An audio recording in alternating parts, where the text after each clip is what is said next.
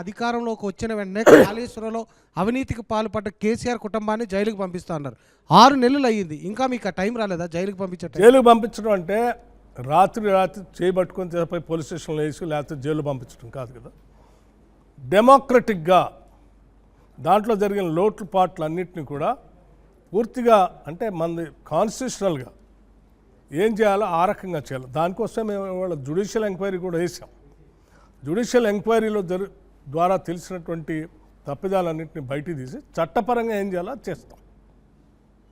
అలా ఆలోచన లేకపోతే ఇవాళ జ్యుడిషియల్ ఎంక్వైరీ ఉండేది కాదు కదా. కానీ బీజేపీ నేతలు సిబిఐ ఎంక్వైరీ వేయమంటుంటే మీరు జ్యుడిషియల్ ఎంక్వైరీ అని లేకపోతే సిట్ అని వీటితో సిబిఐ అనేది పూర్తిగా భారతీయ జనతా పార్టీ ఆధ్వర్యంలో నడుస్తున్న కేంద్ర ప్రభుత్వ చేతిలో ఉన్న కీలుబొమ్మ.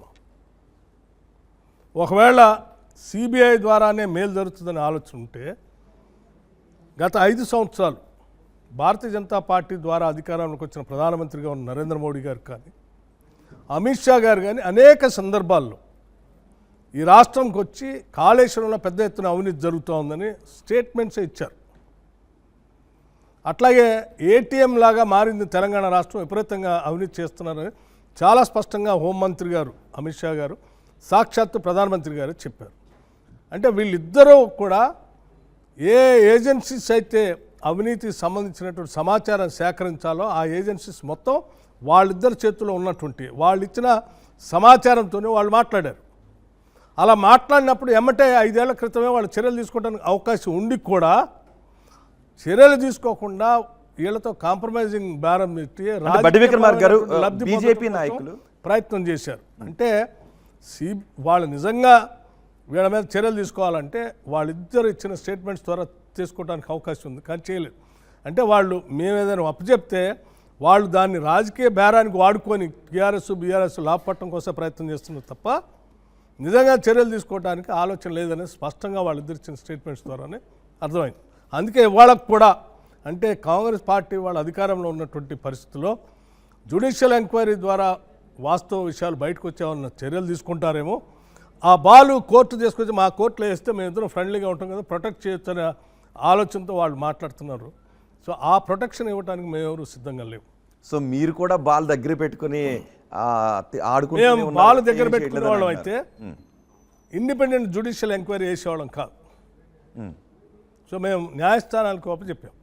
కానీ మీరు అధికారంలోకి రాకముందు మేము వచ్చిన వెంటనే ధరణిలో మింగిందంతా కక్కిస్తామన్నారు, మిగిలిన అవినీతినంతా కక్కిస్తామన్నారు. ఆ తర్వాత పెద్దగా దాని మీద ఏమీ లేకుండా డైవర్షన్ పాలిటిక్స్ నడుపుతున్నారు. లేదు కదా, ధరణికి సంబంధించి మేము చాలా స్పష్టంగా ఉన్నాం. ఈ రోజు కూడా రాష్ట్రంలో ఉన్నటువంటి రెవెన్యూ వ్యవస్థకు సంబంధించినటువంటి అనేక రకాలైన చట్టాలు మీకు తెలంగాణ టెనెన్సీ యాక్ట్ ద్వారా కానీ, ల్యాండ్ రిఫార్మ్స్ ద్వారా కానీ, లేకపోతే ఇనాం రద్దు గురించి కానీ, లేకపోతే రైట్స్ యాక్ట్ గురించి కానీ, రెవెన్యూ రికార్డ్స్ రైట్స్ యాక్ట్ దగ్గర నుంచి కానీ వచ్చినాయి అన్నీ కూడా ఈ రాష్ట్రంలో ఉన్నటువంటి రైతాంగ సోదరుల భూములపైన రకరకాలైన హక్కుల్ని చట్టాలు ఇచ్చింది.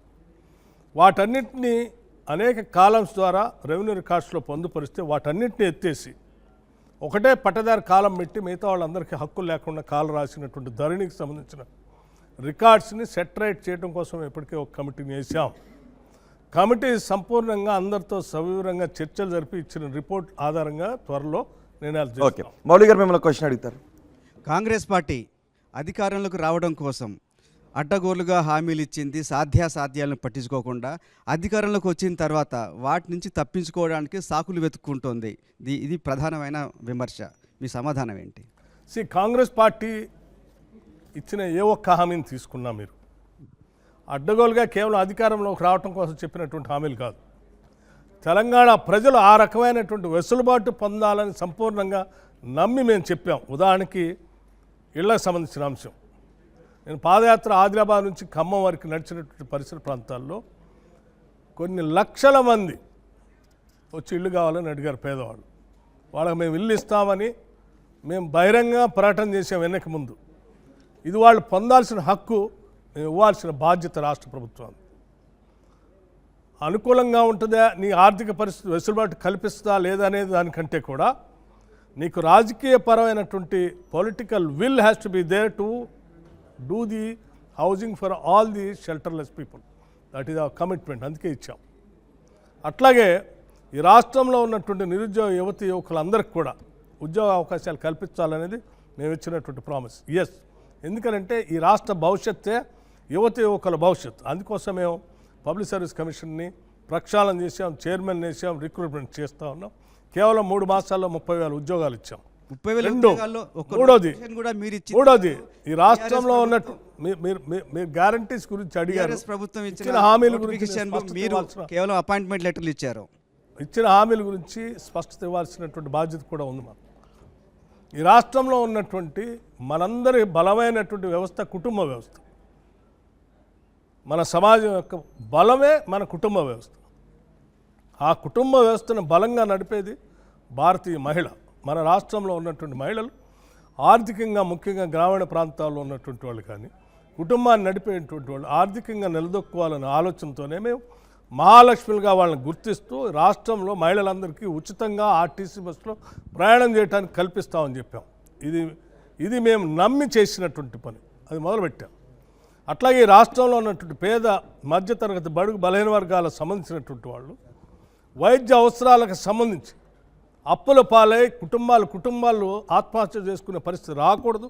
ఇది పాలన చేసే ప్రభుత్వాల బాధ్యతగా మేము నమ్మి మేము అధికారంలో రాగానే 10 లక్షల వరకు రాజీవ్ ఆరోగ్యశ్రీ కింద వైద్యం చేపిస్తామని చెప్పాం. ఇది మేము నమ్మి ఆచరించాల్సినటువంటి ఆలోచన చెప్పింది తప్ప కేవలం అధికారంలో రావటం కోసం కాదు. అందుకోసమే రాగానే అమలు చేసే కార్యక్రమాన్ని మొదలుపెట్టాం. అట్లాగే బడుగు బలహీన వర్గాలకు సంబంధించి గ్యాస్ సిలిండర్ ధర కూడా విపరీతంగా పెరిగింది. మహిళలు భరించలేకపోతున్నారు. మధ్యతరగతి కుటుంబాలను నమ్మి ప్రభుత్వం ద్వారా మనం సంపద సృష్టించి వాళ్ళకి ఇవ్వాలని ఆలోచన కేవలం 500కి ఇవ్వాలని నమ్మిచ్చింది. మేము మొదలుపెట్టి చేస్తూ ఉన్నాం. అసలైన తొలి వెలుగు. ఫాలో వాట్సాప్ @తొలి వెలుగు అఫీషియల్.